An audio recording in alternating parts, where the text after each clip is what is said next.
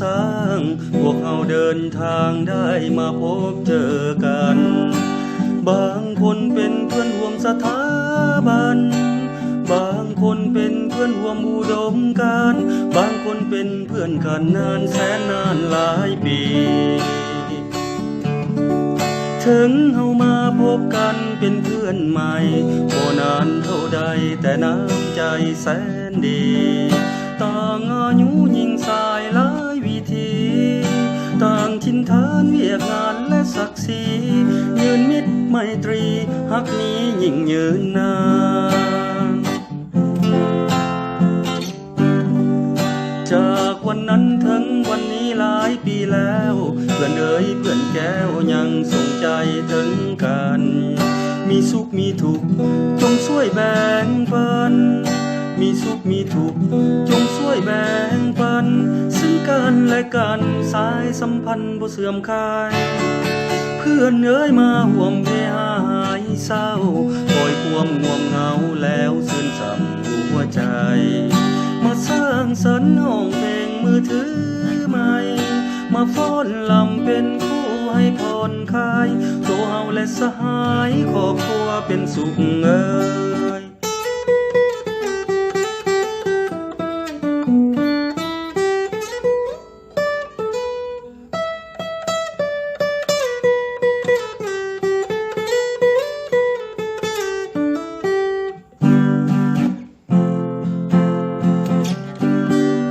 จากวันนั้นถึงวันนี้หลายปีแล้วเพื่อนเอ๋ยเพื่อนแก้วยังส่งใจถึงกันมีสุขมีทุกข์จงช่วยแบ่งปันมีสุขมีทุกข์จงช่วยแบ่งปันซึ่งกันและกันสายสัมพันธ์บ่เสื่อมคลายเพื่อนเอ๋ยมาห่วมเพหายเศร้าปล่อยความง่วงเหงาแล้วซื่นส่ำหัวใจมาสร้างสรรค์ห้องเพลงมือถือใหม่มาฟ้อนลำเป็นคู่ให้ผ่อนคลายตัวเฮาและสหายครอบครัวเป็นสุขเอ่ยตัวเฮาและสหายครอบครัวเป็นสุขเอ่ยตัวเฮาและสหายครอบครัวเป็นสุขเอ่ยตัวเฮาและสหายครอบครัวเป็นสุขเอ่ย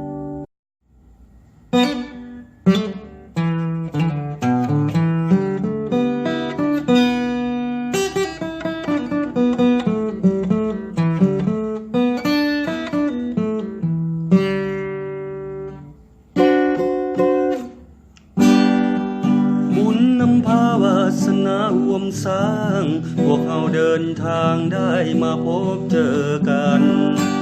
บางคนเป็นเพื่อนร่วมสถาบันบางคนเป็นเพื่อนร่วมอุดมการณ์บางคนเป็นเพื่อนกันนานแสนนานหลายปีถึงเฮามาพบกันเป็นเพื่อนใหม่บ่นานเท่าใดแต่น้ำใจแสนดีต่างอายุยิ่งสายหลายวิธีต่างถิ่นฐานเวียกงานและศักดิ์ศรียืนมิตรไมตรีฮักนี้ยิ่งยืนนาน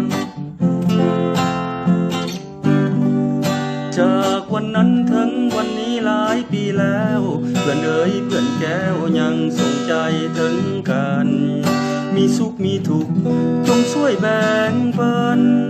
มีสุขมีทุกข์จงช่วยแบ่งปันซึ่งกันและกันสายสัมพันธ์บ่เสื่อมคลายเพื่อนเอ๋ยมาห่วม